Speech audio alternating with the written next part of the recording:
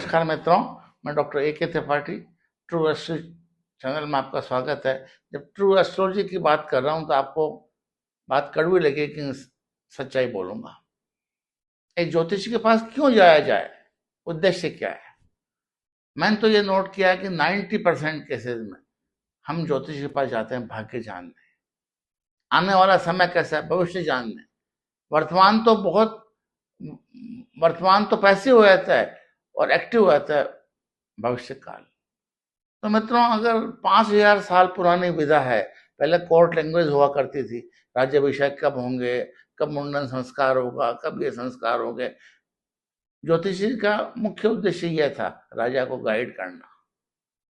और उस वक्त साइंस इतनी एडवांस नहीं थी, तो उस वक्त के क्लाइमेटिक पैटर्न्स करना, कब सोइंग करनी है, कब बीज डालना है, कब फसल काटनी है, ये सब मुंडन एस्ट्रोलॉजी के टॉपिक जो हैं वो थे। लेकिन आजकल तो पूरी इंडस्ट्री, बहुत बिगेस्ट इंडस्ट्री है इस एरा में, एआई के युग में, जब साइंस इतनी एडवांस हो चुकी है, तब आदमी तर्क को एक पीछे छोड़ देता है और सिर्फ श्रद्धा पे और विश्वास पे और अपने भविष्य को जानने की चिंता में इतना मग्न हो जाता है, पूछो मत।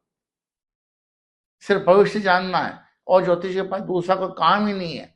मेरे पास पैसा कब आएगा, मेरा ये कब होगा, मेरा ये कब। इसके अलावा अपनी ट्रांसफॉर्मेटिव साइंस नहीं रही। आपकी क्या कैपेबिलिटीज है, आप में क्या कमियां हैं और आप इससे कैसे इंप्रूव कर सकते हैं, ये मुख्य रूप से ज्योतिष का काम होना चाहिए।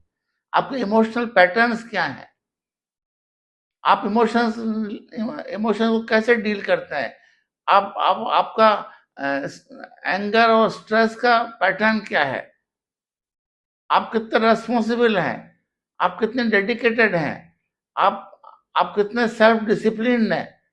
ये बिंदु तो गौण बिंदु हो जाते हैं और मूल रूप से बिंदु हो जाता है भाग्य को जानना। तो मित्रों, इसका तो कोई रिलेवेंस मुझे दिखता नहीं है। अगर वास्तव में ज्योतिष के पास जानना है तो ये ट्रांसफॉर्मेटिव साइंस के रूप में जाना है कि हाँ, मेरा ट्रांसफॉर्मेशन कैसे हो सकता है और मैं अपने कैपेबिलिटीज को कैसे एनहांस करूं, कैसे उसका यूज करूं और मेरे में जो कमियां हैं उसको कैसे रेक्टिफाई करूं। आजकल बहुत सारे केसेस इमोशनल, मतलब डिस्टर्बेंस के, इमोशनल ट्रॉमा के आते हैं और बहुत सारे केसेस रिलेशनशिप, मतलब टर्मोइल के आते हैं। ये लेकिन मुझे आश्चर्य होता है कि इस आधुनिक युग में, जब साइंस ने इतने एडवांसमेंट कर दिया है, जब रोबोट काम कर रहे हैं घर में, तब भी रिलेशनशिप टर्मोइल बहुत ज्यादा है। आपके हेल्पिंग हैंड बहुत सारे हो गए हैं। आजकल आपको बहुत एडवांस कार्स हो गई हैं, बहुत एडवांस टेक्नोलॉजी हो गई है, रॉकेट हो गए हैं, कंप्यूटर्स हो गए हैं, एयरक्राफ्ट हो गए हैं, मिसाइल्स हो गई हैं, क्या क्या डेवलपमेंट साइंस ने नहीं हुआ। लेकिन आप वही ग्राउंड लेवल पर आ गए कि मेरा इससे नहीं बनता, झगड़ा हो गया, ये हो गया। ये ओवर वांटिंग की चाह कि मुझे बहुत सारा मिल जाए और एक व्यक्तिवाद बहुत ज्यादा हो गया, सामूहिकवाद बहुत कम हो गया। मित्रों, इस पे बहुत ही चिंतन की जरूरत है कि हम क्यों इतना व्यक्तिवाद और इतना आत्म केंद्रित हो गए हैं, स्व केंद्रित हो गए हैं कि हम जो है, वो जमाना और था जब कहते हैं कि सबका कल्याण हो, पहले तो खुद का कल्याण अटमोस्ट इंपॉर्टेंट हो गया। तो ज्योतिषी मुख्य रूप से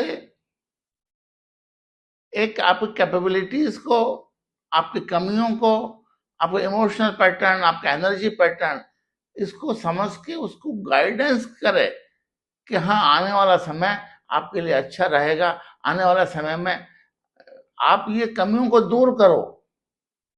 एरिस बॉर्न है, बहुत गुस्सा आता है, मेष लग्न वालों, एक ऐसा है व्यक्ति मेरे पास, बहुत गुस्सा आता है, साहब मैं मार दूंगा किसी को, या मैं ये कर लूंगा। उसको गाइड करने की जरूरत है। आजकल 90% केसेस इमोशनल टर्मोइल के आते हैं। भाई भाई से नहीं बोलता, बहन भाई से नहीं बोलता, दोस्त दोस्त से झगड़ा हो जाता है, अपने पार्टनर से तुरंत झगड़ा हो जाता है। इन सबको रेक्टिफाई करने के लिए एक आत्मचिंतन की जरूरत है। और इसे आप जब तक कि व्यक्तिवाद सामूहिकवाद में परिवर्तन नहीं होगा तब तक कुछ भी नहीं हो सकता। ज्योतिष वस्तुतः एक कॉस्मिक कोऑर्डिनेट्स हैं। आपकी कुंडली तो चेंज हो नहीं सकती। एक बार इरेक्ट हो गई कुंडली, date of birth, time of birth, place of birth के आधारित वो कुंडली वो की हुई रहेगी। उससे उस पर किसका इम्पैक्ट होगा? ट्रांजिट का। जो ट्रांजिट है, प्रोग्रेशन का इफेक्ट होगा, और उसके आपके एनवायरनमेंट का इफेक्ट होगा।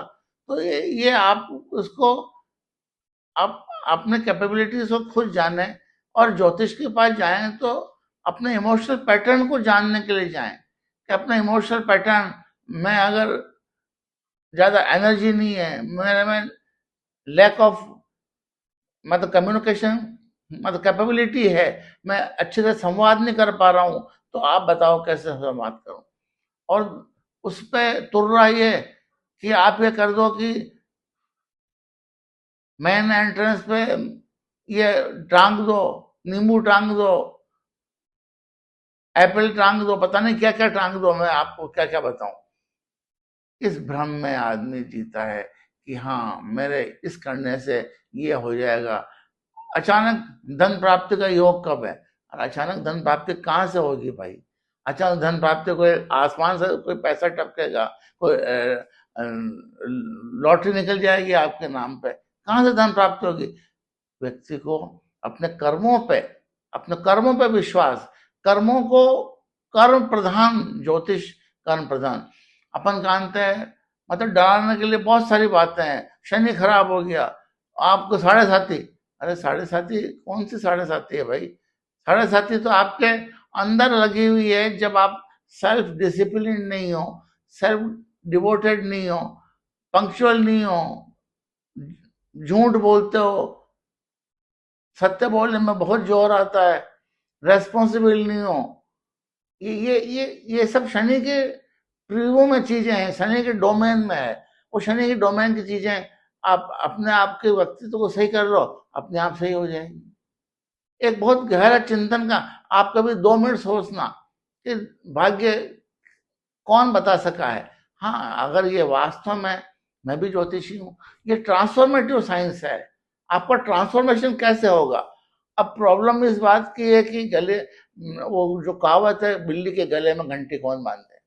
ट्रांसफॉर्मेशन कौन करे, कौन शुरुआत करे? तो शुरुआत तो करनी पड़ेगी।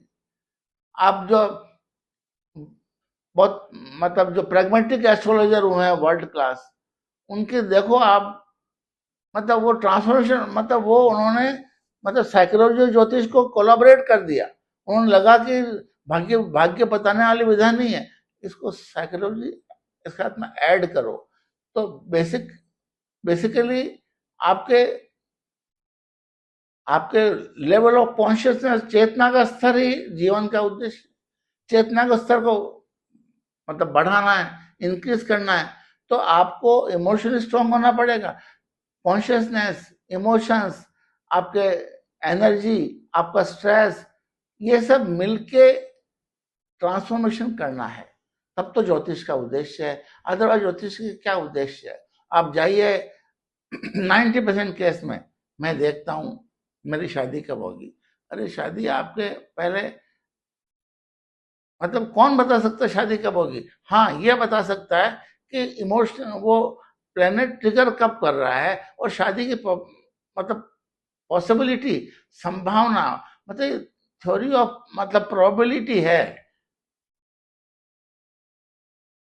प्रोबेबल इवेंट जो होती है वो आप बता सकते हो, इंडिकेट कर सकते हो कि भाई प्रायिकता आपके शादी की यहाँ ज्यादा है।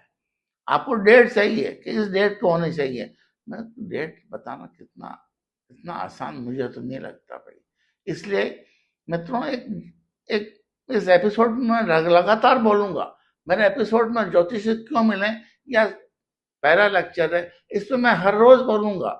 आपको आपके एनर्जी पैटर्न, आपके इमोशनल पैटर्न, आपका स्ट्रेस लेवल, आपके इनर कैपेबिलिटीज एनहांस कैसे कर सकते हैं, इस बिंदुओं पर अपन बहुत सारी और चर्चा लगातार करते रहेंगे। और आपको आईना दिखाऊंगा कि ये ज्योतिषी से मिलने में जो भाग्यवादी पैटर्न है उसको छोड़ के एक ट्रांसफॉर्मेटिव, एक कर्म संबंधी चीज है, ये अपन को डिस्कस करना ज्यादा बेहतर रहेगा।